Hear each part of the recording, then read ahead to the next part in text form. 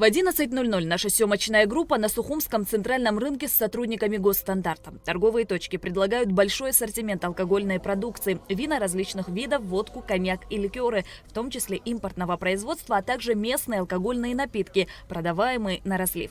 Атмосфера оживленная, покупателей много. Конечно же, к подобной торговле на улице под открытым небом и палящим солнцем возникает много претензий.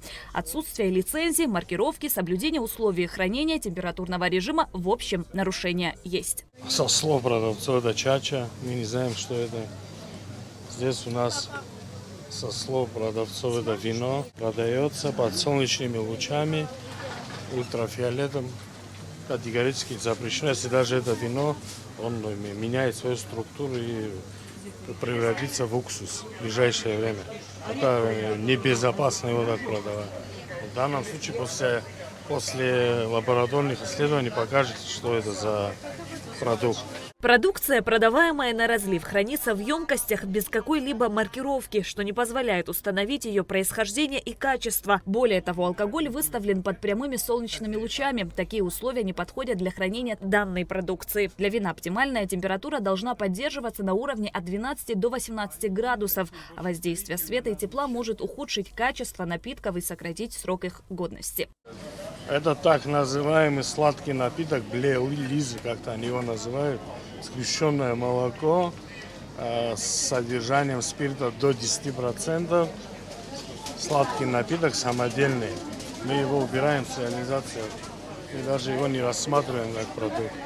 Представившись, инспекторы подробно рассказывают о цели проверки. Интересуются наличием разрешительных документов и сертификатов качества продукции. Продавцы, в свою очередь, уверяют, что все домашнее и качественное. И потому, как объясняют некоторые из них, не видят необходимости в том, чтобы лицензировать и маркировать. Хотя по существующим правилам покупатель должен владеть информацией о продукте не только со слов продавца. Несмотря на доводы, сотрудниками Госстандарта образцы алкогольной продукции были изъяты для последующей лабораторной проверки. Нарушение мы уже видим, что солнечные лучи попадают на эту продукцию, это недопустимо. И вся вот эта продукция должна быть в помещении, в котором температурный режим они могли бы удержать до 18 градусов. В аналитической экспертной лаборатории при Госстандарте проверяют качество изъятых образцов. На руках у специалистов поступившие обезличенные пробы алкогольной продукции. Один образец вина, а также по одному образцу коньяка и чачи, изъятых ранее. Сначала исследуют вино. Определят параметры, основные показатели, объемную долю спирта, приведенный экстракт, установят содержание сахара. По полученным данным вино отнесут к соответствующей категории, проверят его соответствие требованиям ГОСТа. Каждую пробу специалисты проверяют 2 раза и выводят средний показатель. По первым показателям проба уже проходит. Сейчас получим вторые, выведем средний и посмотрим, проходит вино или нет. Чаще всего мы можем обратить внимание, те проблемы, с которыми мы сталкиваемся, по экстракту не проходит.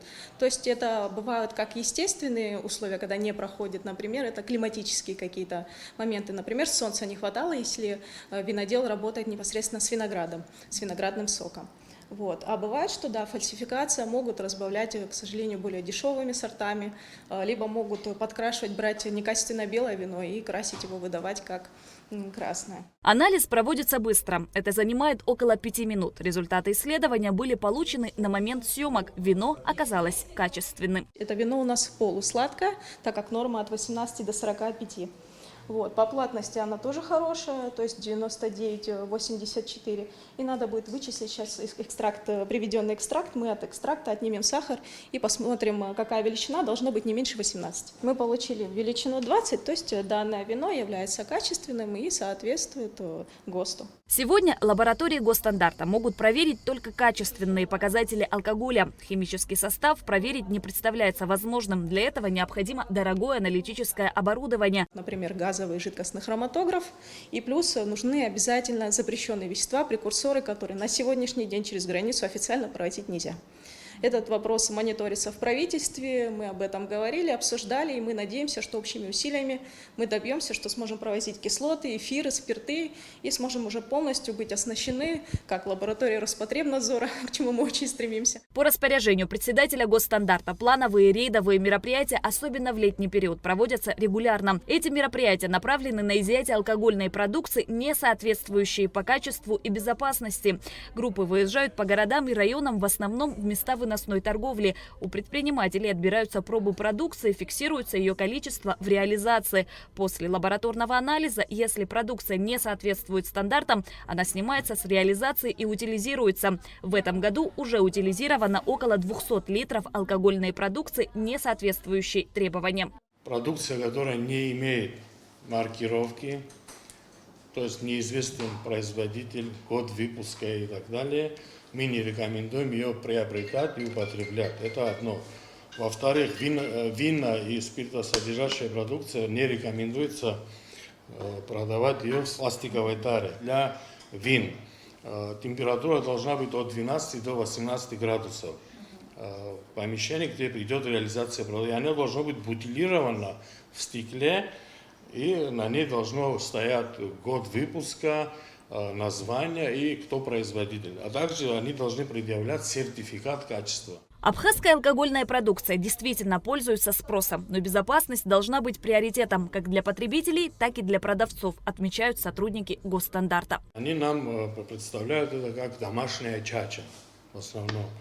Но в основном это не так. Это обычный этиловый спирт. Тут около 3 или 4 только образцов показали вино. Остальное все это не вино, это спиртосодержащий некий продукт. Мы его даже не можем назвать винным продуктом, потому что там нет виноградного ничего абсолютно. Основная наша борьба убрать с реализации данной продукции, потому что она несет угрозу жизни и здоровью граждан. Госстандарт продолжит плановые и внеплановые инспекции. По всем вопросам нарушения прав потребителей можно обратиться по телефонам 777 54 58 222 60 79. Шазина Ханагуа, Раму Камке, Абхазское телевидение.